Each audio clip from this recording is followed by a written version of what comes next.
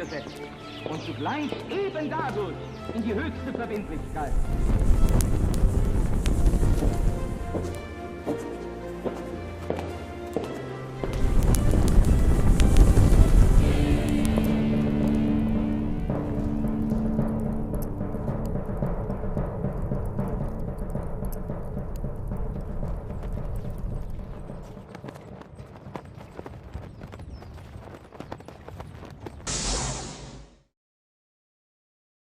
Bienvenidos sean todos ustedes una vez más a esta propuesta titulada La Brújula, programa que hago en compañía de un gran amigo, Pablo Javier Dávoli. Lucas Carena, ¿cómo estás? Muy bien, ¿cómo estás? Bien, bien, contento que hace frío. Sí. Como yo soy fanático del frío, Pero frío de lo más agudo polar, de los últimos 30 años. Así sí, sale no sé, por lo menos en las noticias y los expertos así parecen anunciarlo, como uno de los fríos históricos.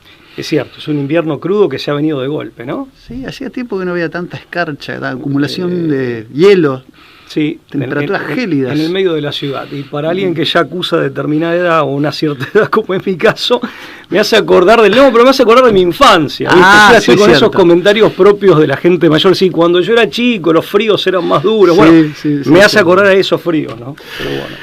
Muy bien, este programa se consagra a la Virgen, a la 3 veces admirable, Mater ter Admirabilis de Schoenstatt, que es madre, que es reina, que es educadora. Siempre nos ponemos bajo su manto de protección y amparo para realizar esta campaña, esta empresa, esta misión, que es la brújula. Y con una efeméride entiendo que hoy es el día de la grabación. Hoy es el día de San Benito, San Benito.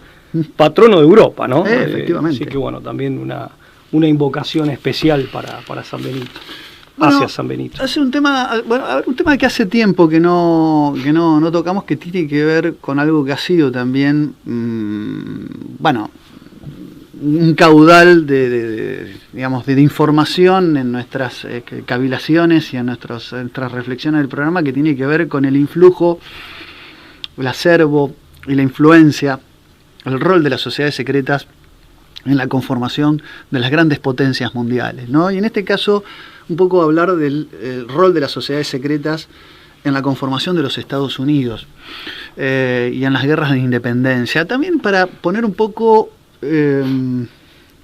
algunos claroscuros y también para hacer un poco de pedagogía, clarificar algunas cuestiones que aparecen a veces un tanto confusas. Vos decís comparando o contrastando con la independencia de los países hispanoamericanos. Sobre los distintos esquemas de las independencias americanas, generar un parangón y explicar algunas diferencias entre lo que es el proceso de América del Norte respecto de lo que han sido nuestras independencias, ya que también venimos de celebrar 9 de julio, ¿no? Así es. En conmemoración de nuestra gesta patriótica y de nuestras... la Independencia Nacional la Argentina. Independencia Nacional Argentina, el 9 de julio de 1816. Creo que cuando decís esquema te referís más que nada a la proyección, al modelo que le sirve de base a esa proyección y al motor, ¿no? Exactamente, digamos, que le sirven de andamiaje, esos esquemas de cómo se configuraron, ¿no? Los sistemas de independencia, los movimientos revolucionarios, los procesos revolucionarios. Bueno, para conocer el papel particularmente, ¿no?, de la más importante, sobre todo por la relación con Inglaterra que ha tenido Estados Unidos, que es la francmasonería, es menester conocer los archivos, pero que sabemos que no están al alcance de los profanos. Cuando digo profanos me refiero a las personas no iniciadas. Pero sí existen algunos documentos muy interesantes, como puede ser el diccionario de la Internationale Frankmaworth Lexicon, cuyo principal autor es Lenhoff. Dignatario de la Gran Logia de Viena y exactamente y Gran Bretaña, ¿no?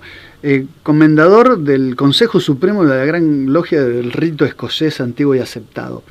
Estos diccionarios y estos trabajos constituyen para los historiadores en general un material importante, ¿no?, para cualquier historiador, ya que tienen una impronta en conocer la historia secreta de los grandes líderes históricos. Es decir, más allá de la historia oficial, también hay que entender que hay como una doble historia, una historia que impulsa a las personas a ser protagonistas de grandes hechos históricos, pero que tienen, sabemos, una influencia sobre su conducta, sus actos, sus discursos, mucho más que por ahí su procedencia, su nacionalidad, su religión.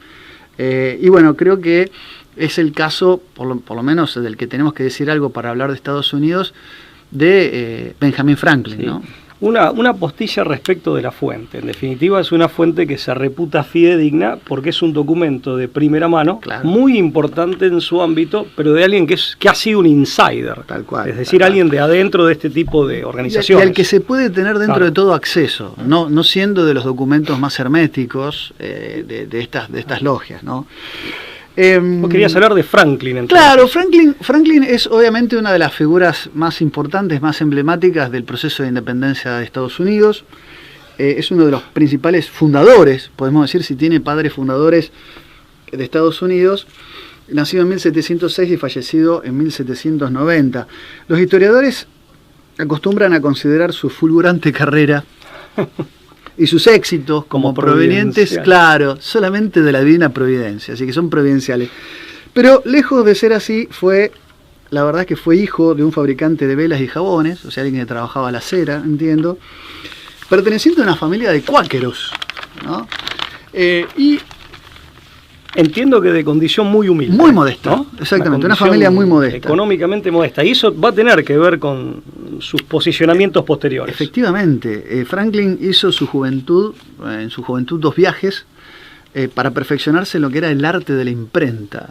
Él estudió el arte de la imprenta y en 1776, después vamos a volver sobre este dato, no solamente firma la Declaración de la Independencia, sino que ese mismo año va como enviado a Francia a pedir la ayuda de Luis XVI contra Inglaterra, ¿no? 2 años más tarde retornó para Francia como embajador para firmar el Tratado de Paz con Inglaterra en 1783 y terminó su carrera como gobernador de Pensilvania. Una cosa importante es que fue exitosa su primera misión como ministro plenipotenciario del gobierno revolucionario, porque finalmente Luis XVI se involucra en la Guerra de Independencia en 1778. O sea, Francia en realidad, ¿no? Efectivamente, vamos a volver sobre ese dato, la injerencia de Francia a través de las sociedades secretas en el proceso de independencia de Estados Unidos. Ahora, sobre Franklin hay, y hay que decirlo, una historia secreta. Una historia por ahí que no es la más conocida, que a los 25 años él es iniciado efectivamente en la logia San Juan de Jerusalén, en Inglaterra, donde entra en relación con los hermanos, una logia de los hermanos, y estudió los famosos misterios de esta secta, que era una secta de una línea bastante hermética dentro de la propia francmasonería, y leyó con admiración las famosas constituciones de Anderson. Sí. Recordemos que estos eran los documentos fundacionales que vieron esa unificación en 1717 en Inglaterra de los distintos orientes que estaban dispersos por el mundo, en Londres, pero desde donde se genera una suerte de dirección mancomunada, y es un poco, es un hito a nivel histórico donde se da ese proceso de transición de una masonería operativa a una masonería especulativa, muy, muy cercana al siglo XVIII, ¿no? Donde aparecen hombres libres y aceptados, que ya no venían ni de la albañilería ni de la arquitectura, sino que lejos de eso empiezan a haber intelectuales, hombres de letras, hombres de un orden político y cultural. Efectivamente. Por eso es masonería simbólica y se asume como tal. Por eso se llama simbólica o especulativa. Efectivamente. ¿No? Y las constituciones de Anderson se publican en 1723, pero como bien decís vos, la unificación de esas 4 logias preexistentes de Londres para conformar la gran logia son el resultado. Claro, se dio en el 17 como 17, efectivamente. Bueno, anexo a estas constituciones de Anderson, hay un famoso discurso, el discurso preliminar del caballero Ramsay, ¿no? Que era orador de la Gran Logia de Inglaterra, y fue allí donde encontró el secreto de los colonos de América del Norte. Es decir, la Logia Unión Americana era una rama que va a tener una fuerte influencia en el proceso de independencia, de la que pertenecieron, y ya vamos a volver sobre esto, tanto Washington como Lafayette, fíjense, ¿no? Los apellidos. Francés, exactamente. Francés Lafayette. Que fue creada mucho antes de la unión política conocida como Estados Unidos de América. Es decir, hay todo un ensamblaje que ahora vamos a ver cómo es el proceso que permite en suelo americano, en el Nuevo Mundo, sentar las bases de una nueva nación por vía de la presencia y el influjo de estas sociedades secretas, ¿no? Franklin se inspira, seguramente tenés la cita, si no claro, yo la tengo, de Ramsay. Se creará un pueblo, si querés te dejo que la leas. Dale, porque en definitiva es un proyecto de nueva nación, claro, hoy diríamos globalista, ¿no? Una nación de naciones, o sea, hay una suerte de globalismo germinal aquí, y concretamente lo que dice el documento de Ramsay es: se creará un pueblo nuevo que, estando compuesto por varias naciones, de alguna manera las cimentará todas por el lazo de la virtud y de la ciencia. O sea, una suerte de aspiración universalista, multiculturalista y en cierto sentido una suerte de pueblo global o cosmopolita, que está esbozado germinalmente, pero está claramente esbozado. Entendemos que, o lo que podemos suponer es que Franklin entiende, interpreta esto, se inspira con esto y decide aplicarlo a lo que va a ser el proyecto de Estados Unidos de América. Efectivamente. De hecho, Franklin en 1734, como aprendiz de impresor, trae a América los libros de las constituciones de Anderson, con estos anexos, con estos discursos de Ramsay, que fue el primer ejemplar que llegó al Nuevo Mundo, ¿no? Es decir, el mismo año fue nombrado gran maestre de la logia provincial de Filadelfia, y en 1935, un año después, la Gran Logia de Inglaterra lo confirmó en su calidad de gran maestre provincial. Hay una cosa acá muy interesante, ¿no? Franklin trae todo ese bagaje documental, pero en Estados Unidos, en lo que hoy es Estados Unidos, en ese entonces todavía colonia, llevarlo a la práctica, ¿no? Poner de manifiesto esa hermandad a través de la virtud de la ciencia, que eran principios muy, muy propios de la masonería especulativa del siglo XVIII. Motorizada por la masonería especulativa. Absolutamente. Por la masonería moderna, que aparte viene a reemplazar a la cristiandad, ¿no? O sea, en definitiva es unir, pero por lazos que van más allá de lo teológico, de lo religioso y finalmente más allá de la relación del hombre con Dios. Perdón. Ahora vamos a hablar de eso. Decía, acá aparece una relación entre francmasonería y democracia, en el sentido de que la democracia viene a ser una suerte de religión sustitutiva. Una idea que ya está un poco presente en la misma obra de Rousseau, ¿no?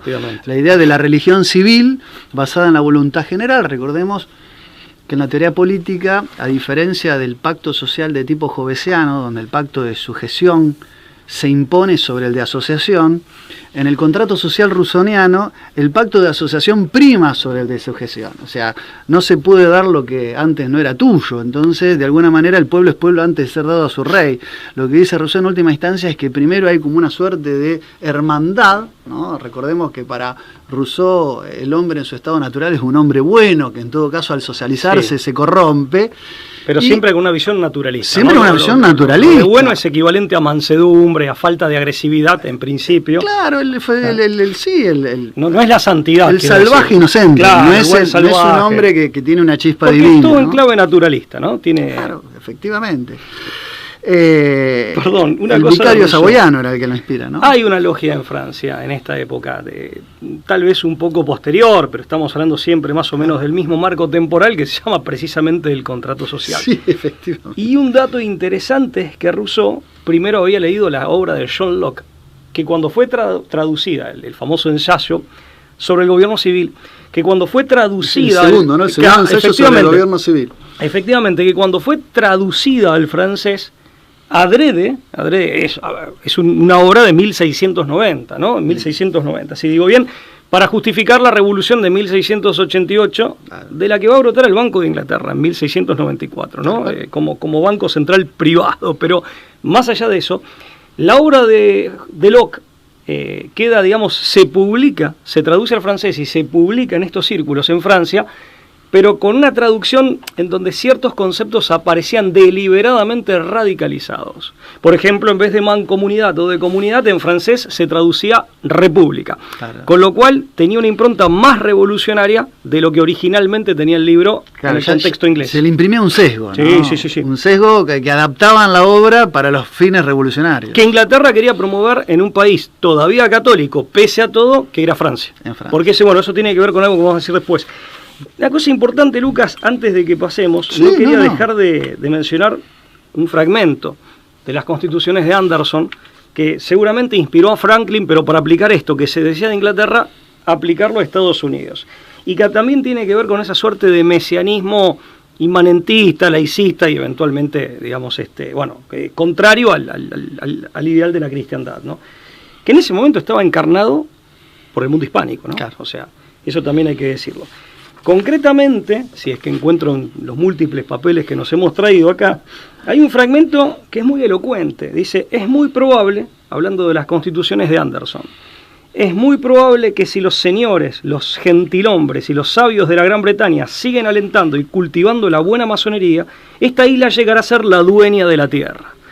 Posiblemente, si lo unimos con el discurso de Ramsay, en la mentalidad en la mente de Franklin, decir, no, esto en realidad tiene que pasar, pero en Estados Unidos, que es realmente el pueblo nuevo, a diferencia de Inglaterra, ¿no?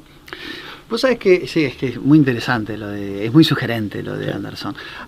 Vos sabés que hay varias fuentes, entre ellas Gaydar Roussel, ¿no? Escriben que básicamente la revolución americana, las revoluciones de independencia americana, tienen su acervo en una suerte, voy a usar palabras que no son las del autor, que son mías, de propia cosecha, en una suerte de interna dentro de la masonería. Sí, es decir, la Gran Logia de Londres estaba compuesta sobre todo, a partir de la década de 1730, por una aristocracia. O sea, es donde se empieza a vincular la corona británica con la masonería.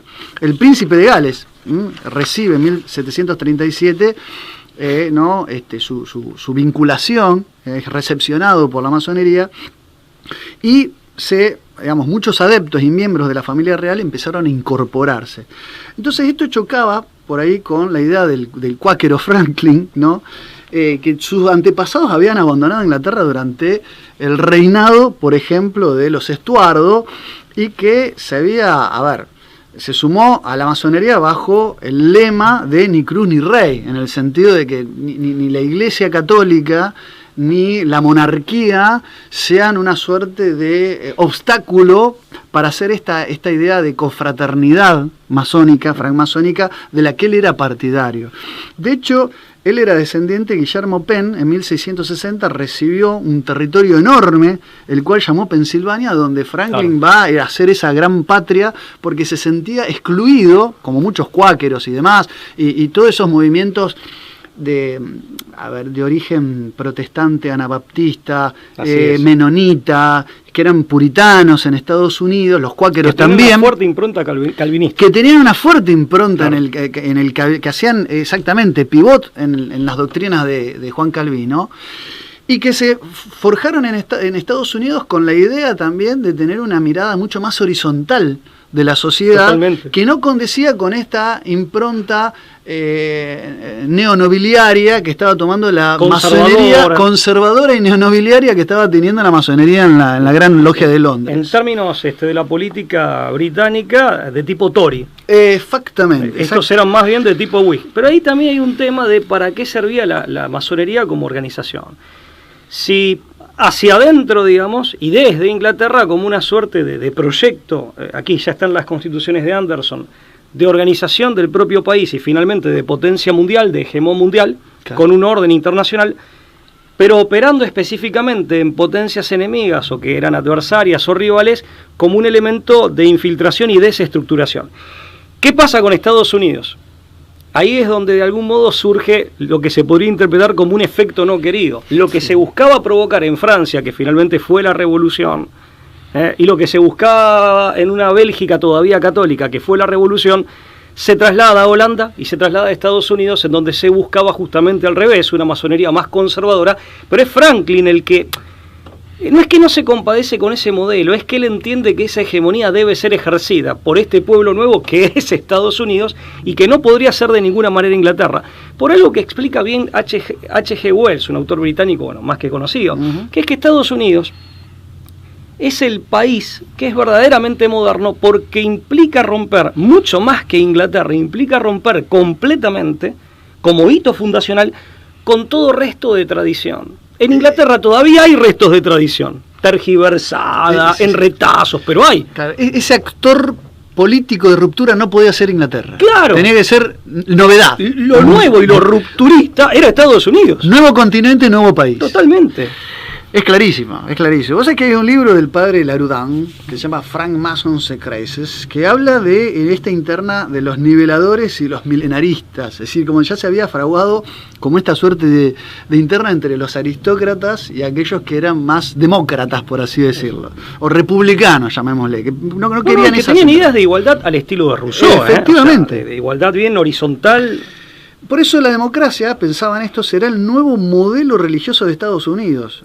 Digamos, allí tendrán también su suelo. Básicamente lo que dice esta tesis es que en el suelo americano es como que esa interna nunca se termina de resolver y terminan particionándose los territorios. En el viejo mundo quedaron los tradicionalistas y en el nuevo mundo quedaron las facciones de los llamados los antiguos. Fíjate que hacia mediados del siglo XVIII, estimado Pablo, se forma una nueva rama de los antiguos compuesta por lo que era la nueva burguesía, también masónica de los Whigs. Los nombres nos pueden engañar, porque aquí los modernos eran los conservadores. Claro, porque la idea de los antiguos tenía que ver en evitar que cualquier título nobiliario o miembro de la aristocracia reclame tener algún tipo de jerarquía mayor dentro de lo que era la estructura jerárquica de las logias. Por eso los antiguos eran los que habían sido debidamente iniciados y habían pasado por todos los procesos de iniciación, por eso llamados los antiguos. Desde 1761 esta logia se propagó hacia América del Norte. Según el diccionario de Lenhoff, los antiguos, que son los instigadores, los verdaderos instigadores de la independencia americana, entran a tener dos principales grupos. Uno que se radica a partir de 1760, la logia provincial de los antiguos era la de Franklin, justamente en Pensilvania, y la otra era la que se fragua, la que se termina de consolidar en Boston, que era la logia de San Andrés. Que dependía de la primera, ¿no? Exactamente de la logia de Pensilvania. Fíjate que en Boston se reunían en la taberna El Dragón Verde. Este es un dato que a vos te gustan esos datos así de color, que son casi anecdóticos, pero que tienen mucho de significativo. Lo del Dragón Verde, el nombre es muy significativo, sea por sincronía, diría Jung, por, digamos, lo que a primera vista es mera coincidencia o está hecho adrede. Pero además, claro, tantas cosas, el custodio del oro, ¿no? Para bien o para mal, pero tantas cosas decisivas o importantes, insisto, para bien o para mal, se han iniciado en una taberna. Claro, tal cual. Es un dato interesante también. Este es uno de los más. El Dragón Verde se reunían bajo el influjo de estas logias los partidarios de la independencia, entre ellos Washington. Así es. No hace falta presentarlo. No requiere de presentación. Hamilton, Alexander Hamilton, futuro redactor de la Constitución Americana. José Warren, gran maestre y amigo íntimo de Franklin, se reunían ahí a pergeniar lo que eran los proyectos de independencia. Para 1776, y ahora si querés volvemos a la cuestión anecdótica, después de haber firmado la Declaración de la Independencia, en la que 53 de los 65 firmantes, y les pido por favor a los que nos están escuchando que retengan este dato sobre el que vamos a volver. 53 de los 65 firmantes de la Declaración de Independencia norteamericana eran masones. Franklin, ese mismo año, 1776, es enviado, como habíamos anticipado hace unos minutos, a Francia para obtener ayuda de Luis XVI. Ahí fue recibido como venerable por la logia Las Nueve Hermanas, donde cultivó amistades célebres como Elie de Beaumont, el famoso y prestigioso abogado, filósofos como D'Alembert o Condorcet. Recordemos que los enciclopedistas ilustrados, Condillac, Condorcet, Diderot, D'Alembert, el mismo Targot, y algunos periféricos, Rousseau, Voltaire, estaban dentro de las líneas de la masonería. Es también, interesante, ¿no? Porque con ellos tuvo contacto en Francia Benjamin Franklin. Es interesante porque por un lado recaba la ayuda que finalmente se va a dar en 1778 para la guerra de independencia, pero al mismo tiempo contribuye al introducir esta versión de la francmasonería más revolucionaria y más rupturista, contribuye al desgaste de esa misma monarquía absolutista que lo estaba ayudando. Efectivamente. Junto con los filósofos, entre comillas, pseudo-filósofos en rigor de verdad, ilustrados o autodenominados ilustrados, que van a horadar también las bases ideológicas de ese mismo régimen. O sea, aquí en algún punto hay una funcionalidad con ese imperialismo británico que después va a ser norteamericano y eventualmente anglo-norteamericano. Un dato importante también en ese sentido es que autores como Gaydon de Roussel aclaran que la guerra de independencia norteamericana no fue más que una interna, lo que vos habías anticipado, entre los modernos, todavía en las Islas Británicas, dentro de la organización de la francmasonería, entre los modernos y los antiguos que estaban en Norteamérica. Efectivamente. Y ahí Gaydon es interesante que lo cita a Tocqueville, Alexis de Tocqueville, que dice que en la democracia en América, el propio Alexis de Tocqueville, de algún modo, hace una descripción bastante objetiva de totalmente, la democracia. Totalmente, dice que en rigor de verdad los ingleses sí, ciertamente que pelearon la guerra y la extendieron durante años en contra de esa independencia, pero que no es cierto que los independentistas no hayan tenido aliados en la propia Inglaterra y en la propia oficialidad británica. Por supuesto. Con lo cual dice que esto, dice, en definitiva... Solo se explica por la pertenencia a algún lugar común, y eso son las logias secretas, ¿no es cierto? De hecho, según Gaydon de Roussel, el general inglés Cornwallis, que es el que suscribió la capitulación en 1781 en Yorktown, era masón y favorable, acá lo estoy citando textualmente a Gaydon, era favorable a la causa de los coloniales. Claro. O sea que la guerra no es que no existió, no es que era ficcional, pero no se puso todo el empeño que ya había doble agente. Claro, efectivamente, estaba relativizado. Bueno, en 1778 Franklin, vuelvo a Franklin en París, ¿no? Vuelvo al Franklin que cruza el Atlántico para ir a París y después regresa. Presenció, un dato más, presenció el rito de iniciación de un ya avejentado Voltaire en 1778 en la logia de los Nueve Hermanos, frente al busto al propio Franklin primero. Frente al busto de en ese rito de iniciación, frente al busto de Luis XVI, que vendría a representar a un Luis XVI decapitado, ¿no? Es decir, claro. En este sentido era como que ellos ya anticipaban el destino del que pretendían para el monarca en secreto, al monarca de Francia, que va a ser tiempo después aguillotinado junto a su esposa María Antonieta, tiempo después. Entonces, ese busto que está en el rito de iniciación no se sabe si era que lo tenían en ponderación o era lo que esperaban como un futuro próximo para el monarca de Francia. Como si fuera detrás de bambalinas, ¿no? Es decir, no se sabe cuáles eran los proyectos ahí que se fraguaban en las sombras. Déjame aportar un par de datos más respecto, dijiste, que, bueno, según las fuentes es cierto que varía. Algunos dicen 53 sobre 65 de los firmantes. Ese es uno de los datos. Efectivamente. Hay otras fuentes norteamericanas, estoy citando, que hablan de 55 miembros de la masonería entre 56 firmantes. Una proporción todavía mayor. Bueno, una proporción todavía mayor. Eso por un lado. Otro elemento a traer, digamos, para terminar de armar este rompecabezas es lo que... Supera Congreso una mayoría grabada, digamos. Sí, claro. 55 soles. Claro, es casi unanimidad. Claro. Es la poderosa influencia política de una organización secreta sobre la que hablamos en 2020 aquí en La Brújula, que es Phi Beta Kappa, que había nacido en el ámbito universitario de élite, por cierto. Correctísimo.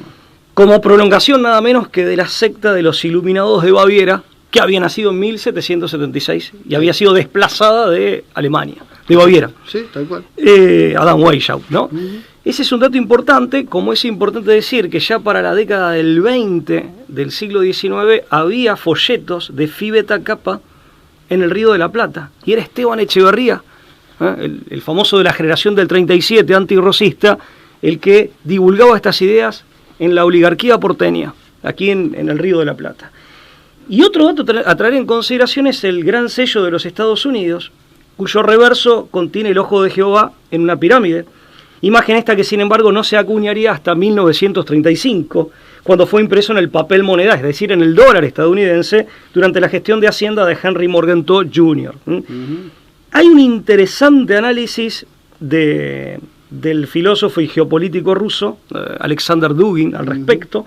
No me voy a extender en la cita, que es larga, pero dice: la pirámide trunca, acá sí lo cito a Dugin textualmente, en un libro de él que se llama El misterio de Eurasia. La pirámide truncada tiene un significado simbólico bastante negativo, ya que representa la jerarquía privada de su cumbre sagrada, de su centro sagrado. Es posible que en un principio ese emblema estuviera llamado a expresar la tendencia antiautoritaria y antimonárquica del sistema político de Estados Unidos, la falta de un único gobernante sobre el Parlamento. Pero el símbolo nunca se limita a sus funciones puramente emblemáticas, va mucho más allá en su significado. De esta suerte, la pirámide truncada encierra en sí, por fuerza, la idea de la iniciación incompleta, su insuficiencia, su interrupción. Fragmento, paso a otro fragmento posterior. Anotemos esto porque precisamente esa falta de conclusión del ciclo iniciático es el rasgo característico de la magia negra, tal y como la ha entendido y entiende cualquier tradición auténtica. Esto dice Dugin en El misterio de Eurasia. Hay un tema que se ha puesto de moda. Perdón, me consta que Dugin es muy estudioso de los simbolismos y de los temas esotéricos. Totalmente. La primera bandera enarbolada por las 13 colonias fue el estandarte de los maestros de la sabiduría o superiores desconocidos, expresión esta de raigambre gnóstica, que se ha repetido hasta bien entrado el siglo XX y en el siglo XXI también, por lo menos en esos ámbitos. Y este emblema consiste en la imagen de una serpiente de cascabel, acompañada por la leyenda Don't Tread on Me, no me pisoteen. Dicha bandera llegó a ser izada en el Capitolio. La bandera de Gansen. Claro. Luego sería sustituida por la actual, que contiene los colores simbólicos de la francarbonería, que es la bandera de las barras y las estrellas. Lo que vos decías, efectivamente, sí. El primero en utilizar la imagen de la víbora de cascabel como representación de las 13 colonias norteamericanas y el espíritu que las animaba habría sido Benjamin Franklin, y el diseño formal es atribuido a Christopher Gansen, efectivamente. Ahí en esto último me estaba citando a mí mismo. Sí, está muy bien. Pero lo que pasa es que quería hacerlo más fidedigno posible, sobre todo cuando hay cita de otro autor. Son datos que aparte increíblemente confluyen en un mismo diagnóstico, ¿no? Cómo se entretejen las líneas y las redes de poder detrás de la fundación de los países y de los conflictos bélicos. Esta guerra que que Inglaterra y Francia extienden sobre pretexto de la independencia de Estados Unidos es notoria. El mismo año, Francia declara la guerra a Inglaterra y el conde Grasset-Tilly comenzó con las hostilidades, y el general Lafayette, ahí es donde aparece Lafayette dando vueltas por Estados Unidos, simultáneamente miembro de la logia Los Amigos de la Humanidad y de la logia llamada El Contrato Social, que vos antes mencionaste, se embarcó con un cuerpo del ejército francés a prestar ayuda a los revolucionarios independentistas de Estados Unidos. Cuando termina la revolución, cuando se consolidan, ¿no?, estas dos facciones, y prácticamente los antiguos se quedan en el Nuevo Mundo, ¿no?, y los modernos se quedan con la aristocracia británica, pero también formando parte de las mismas logias, los Estados Unidos se convierten, a partir de 1801, y allí durante todo el siglo XIX, en el centro de irradiación de las principales sociedades secretas. Ese año, John Mitchell, Frederick Dalco e Isaac da Costa fundan en Charleston el Supremo Consejo del Rito Escocés Antiguo y Aceptado, en virtud de una patente del Gran Oriente de Francia, ahí donde los franceses también empiezan a poner sus logias en funcionamiento. Se funda desde aquí una hermandad, ¿no? Lafayette, el príncipe de Arenberg, conocido como el conde de Lamarck, los varones James y Anselmo de Rothschild, que después hablamos del papel que van a tener en la Primera Guerra Mundial. Nunca faltan, ¿eh? Efectivamente.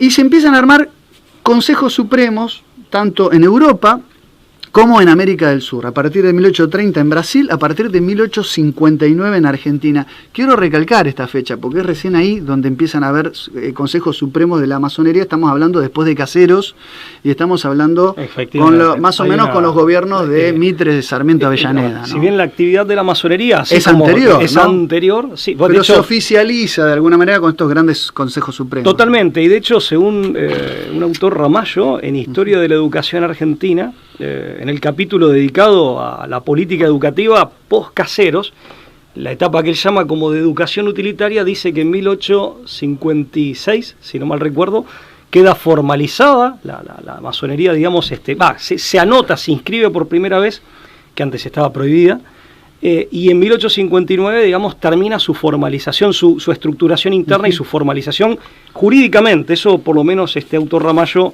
su obra está en internet disponible. Y es interesante este dato, que temo olvidarlo, por eso lo digo ahora. Rescatame de mi duda, para tener certeza. Charleston, ¿no era donde hizo pie, o la sede o base, posteriormente, de Albert Pike? Tengo entendido que sí. El que se termina intercambiando con Giuseppe Mazzini, ese famoso intercambio epistolar que se dice estuvo alguna vez en la biblioteca del Museo Británico, donde hablaba de las 3 grandes conflagraciones mundiales, claro, y la anticipaban. Una carta a la que hemos aludido alguna que otra vez. Sí, pero que aparece en muchas fuentes, ¿no? Sí. Bueno, pero aparte es el que entiendo que, digamos, al hacer una suerte de... cartas premonitorias, sí, ¿no? Eso creo que desde Charleston. Sí, y además en esta hace una suerte de profundización doctrinaria, por lo que sabemos, de carácter abiertamente luciferino. Efectivamente. ¿Sí? Bueno, la democracia, a ver, por las fuentes que hemos consultado. Yo me quiero detener en este punto, me voy a tomar unos minutos más, si me permitís, Pablo, para después volver. Nosotros, justamente cuando celebramos nuestra independencia, recordemos que el Consejo Supremo en 1811 se funda con Gracet Tilly en Madrid, un Supremo Consejo cuyo jefe era el ministro de José Bonaparte. Es decir, es de la España de las que nosotros nos independizamos. Quiere decir que la masonería estaba más del lado de España que de nuestro suelo argento, ¿no? Eso quiero decirlo. Con los Borbones a lo largo del siglo XVIII podemos discutir cuándo en el siglo XVIII, pero está clarísimo, no la España anterior. Quiero decir que nosotros tenemos que diferenciar la democracia como un instrumento. Donoso Cortés la llama el mal hecho legión a la democracia, como un instrumento de ruptura, de ruptura con la tradición. En Estados Unidos tenemos que diferenciarla de los procesos de independencia, por lo menos del cono sur de Hispanoamérica. Nosotros nos independizamos, y quiero también acá hacer un poquito de echar dentro de mis humildes posibilidades, también de tiempo y espacio. Nosotros nos independizamos, como bien dijiste, Pablo, de una España borbónica. O sea, la casa de los Bourbon, era una casa de origen francés. Esto hay que decirlo, ¿eh? Aunque su primera corona la obtuvieron en los principados, en el reinado de Navarra, así es, y que actualmente son la familia reinante, la dinastía reinante de España y Luxemburgo, es decir, son de origen francés. De hecho, los Borbones provenían de la dinastía de los Capetos. Hugo Capeto fue duque de los francos y venía de una casa muy prestigiosa que era la casa robertina, históricamente. El famoso Roberto el Fuerte, duque de Blois.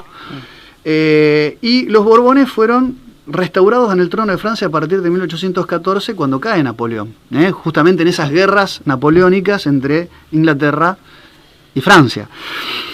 Hay que decir que cuando se dan las guerras de independencia, nosotros teníamos, Fernando VII estaba preso, ¿no? Efectivamente, estaba José Bonaparte, hermano de Napoleón, estaba en el poder, y se formaron lo que eran las juntas de gobierno, tanto en España como en nuestros suelos, sí, para reanalizar la situación que se estaba viviendo. Una situación completamente anómala y desesperada. Absolutamente.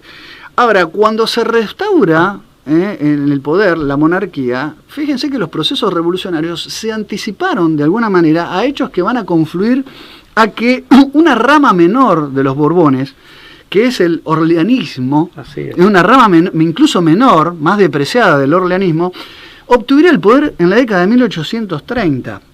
Es decir, el último monarca Capeto en Francia fue Luis Felipe I, que hijo de Luis Felipe II, que le llamaban Luis Felipe Igualdad, precisamente porque el padre había sido un jacobino que apoyó a los revolucionarios, aunque después fue decapitado en 1793 por el régimen del terror.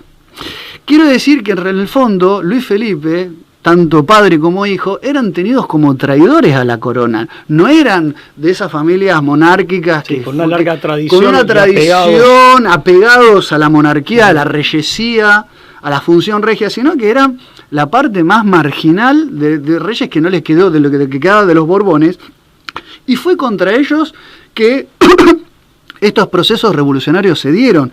A tal punto esto fue así que a partir de la institutriz, Madame Genlis, Luis Felipe se hicieron jacobinos, y recordemos que fueron los Orleans de los que nos terminó defendiendo Juan Manuel de Rosas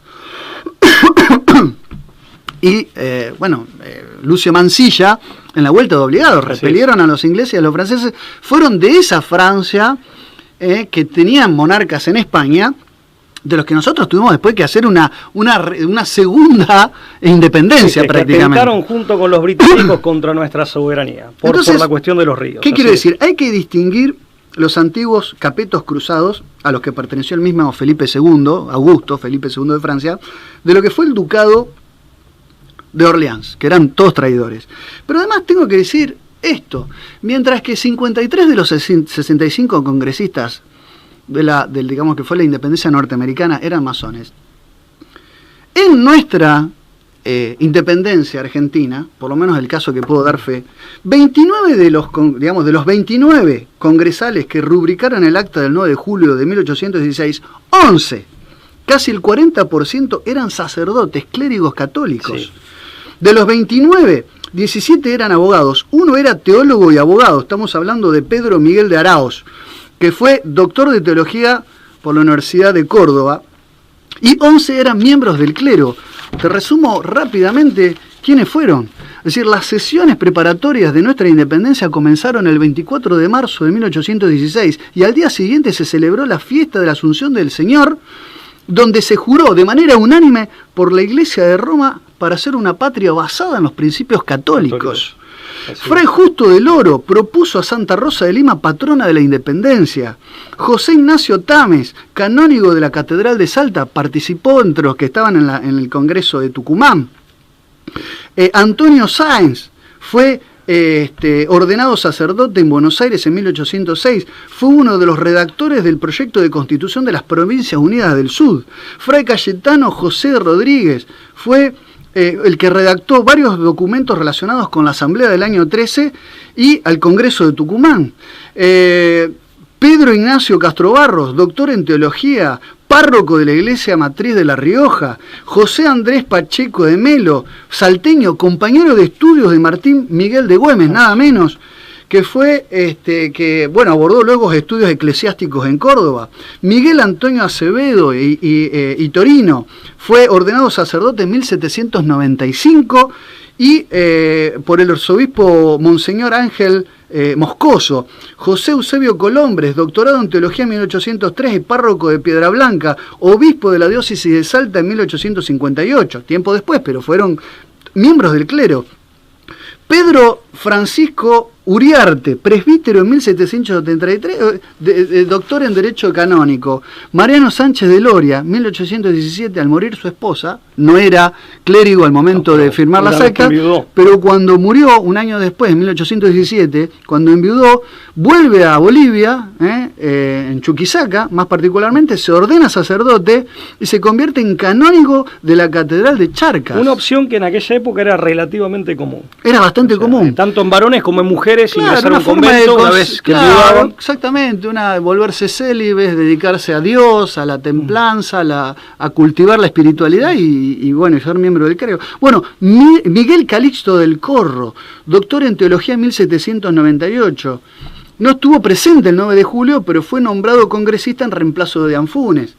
¿Qué quiero decir con esto? Quiero decir que en nuestro proceso de independencia, el influjo hispanista y católico fue justamente lo que distinguió o lo que destacó como acentuación. No, en ese totalmente. Proceso. Pero además, gran parte del proceso Pablo, tiene que ver con el abandono por parte de los Borbones en la propia España de las pautas tradicionales que venían, digamos, de esa cristiandad moderna que fue la hispanidad. Entre 1808 y 1814 se dio la francesada, que fue este conflicto bélico entre Inglaterra y Francia en el contexto de las guerras de independencia, y ese debilitamiento tenía que ver, digamos, en gran parte por esa depreciación que de la propia España habían hecho los Borbones. Hay un artículo, y con esto termino, porque aparte no tenemos más tiempo, que salió en la prensa el pasado 9 de julio, día de nuestra independencia, del coronel mayor Gabriel Camilli, con el que tuvimos amigo, a quien le mandamos un saludo, y con el que tuvimos oportunidad de compartir tertulia en Cartagena de Indias, no sé mucho, justamente en un congreso de reunificación de la hispanidad. Y un oficial, bueno, ahora ya retirado recientemente, pero un oficial de alto rango de nuestro ejército argentino. Efectivamente. ¿No? Y un hombre lúcido. Escribió un artículo que no tiene desperdicio, que se llama Algo más que un momento histórico, donde habla del juntismo, esto de digamos, aglomerarse en juntas, como algo de nuestros pueblos heredan del Imperio Español. Y no como contrario al Imperio Español. Dice, cuando el gobernante es tiránico o destituido por una fuerza invasora, que era lo que había pasado con Fernando VII, ¿no? Preso, se había arrodillado aparte ante Bonaparte. O sea, como ocurría era un rey a quien nadie, digamos, respetaba demasiado, ¿no? Un rey que dejaba mucho que desear, pero bueno. Las juntas de gobierno comunales brotaron en las Españas peninsulares y en América Española al mismo tiempo. Fue un fenómeno que se dio de uno y de otro lado del Atlántico, pero al unísono. Ese es el verdadero gobierno popular, no la democracia liberal rusoniana, en donde hay una suerte de connubio entre las ideas de Locke y de Rousseau. O sea, eso es para instaurar el modernismo en contra de la tradición. Claro, esto era el contrario. Gobierno popular aquí, y tiene esa base siempre, entre municipal y cabildense para finalmente conformar juntas. Lucas, una cosa importante que quiero pero queda claro la diferencia en el contraste es abismal. Aparte, la probada catolicidad, muy ferviente en algunos casos, de nuestros principales próceres, entre otros de San Martín, pero Belgrano es interesante que él, bueno, desde ya su probada catolicidad, pero además él consideraba que la masonería era enemiga del auténtico proceso que se estaba llevando a cabo y del que él formaba parte como uno de los líderes principales. Eso lo escribe en una carta que reproduce José Patricio Maguire o Maguire en su famosa revista Informes sobre masonería de otra secta. Claro, que es una revista de los años 80 y 90 y en donde él aparte dedica, déjame que haga un pequeño raconto para quienes hurgueteen, por así decir, hurguen, en los números, sobre todo que San Martín no tuvo adscripción masónica porque la logia Lautaro no lo era además. Esa es una versión que también viene acompañando esto de que los procesos de independencia todos fueron inspirados por la corona británica y por la masonería. Bueno. En todo caso pudo haber, y digo esto, pudo haber habido un aprovechamiento circunstancial y alguna funcionalidad donde los británicos aprovecharon para alentar ciertos procesos de fractura con las antiguas monarquías. Pero eso no quiere decir que hayan sido como causa eficiente todas las independencias en suelo hispanoamericano de la corona británica masónica. No fue así. Totalmente de acuerdo. En el caso de estos estudios que hizo Maguire, que era historiador de hecho... Él no escribió a Inglaterra una carta. A la Gran Logia Unida de Inglaterra, en donde él obtiene la respuesta y la publica, diciendo que no había ninguna logia Lautaro, ni don José de San Martín estaba inscripto en modo alguno como miembro de la masonería.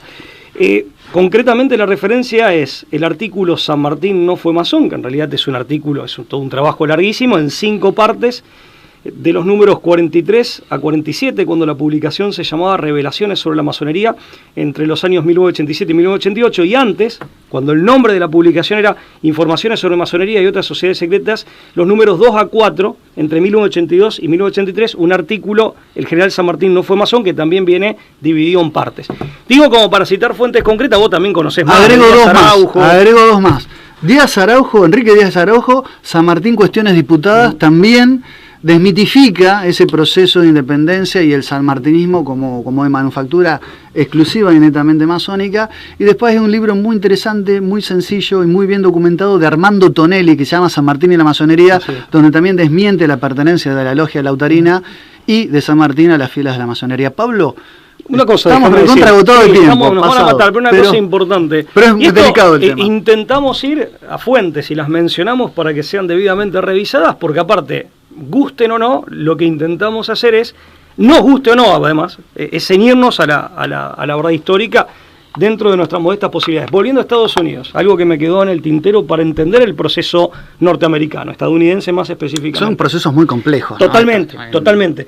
Pero algo que sí hay que entender, en Inglaterra finalmente se impone el proyecto iluminista moderno, impulsado desde las logias masónicas, eso está claro, pero habiéndole pegado una suerte de hachazo, sobre todo en 1660, creo que es el acta de defunción, al puritanismo. Cambio en Estados Unidos, a través de un autor que es fundamental, que es Thomas Paine, las dos líneas, la del puritanismo de base calvinista, que sobrevive, no tiene esa muerte que se da en 1660, con la línea de la francmasonería iluminista y manetista, que en el fondo tiene mucho de gnóstico cabalística, o sea, en ese punto no hay que, siempre hay una incidencia que en algún sentido de la expresión es teológica, cuando se profundiza. Esas dos líneas se combinan en Estados Unidos, y ahí hay una diferencia fundamental que impactó entre el proceso específicamente británico moderno y el proceso norteamericano moderno. O sea, el proceso, y esto también hay que decirlo, los Borbones son los que traen las ideas de la Ilustración, y con los que de algún modo entra la masonería en España. Es el iluminismo español. En el siglo XVIII. Claro. Y ahí se explican, entre muchas otras cosas, medidas que se fueron tomando, que fueron anquilosando una estructura de virreinatos y de reinos que hasta ese momento había funcionado muy bien. Efectivamente. Y que respondía a una tradición que todos en gran medida compartían. Se empieza a burguesar.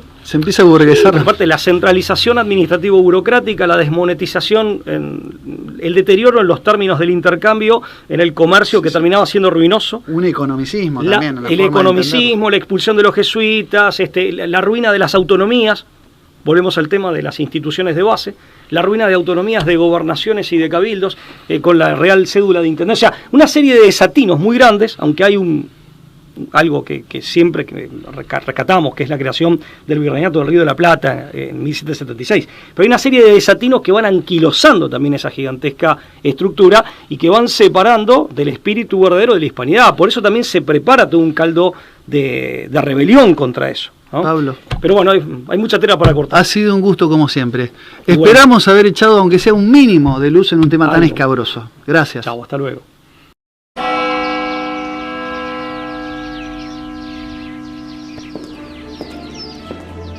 Freiheit gesetzt und zugleich eben dadurch in die höchste Verbindlichkeit.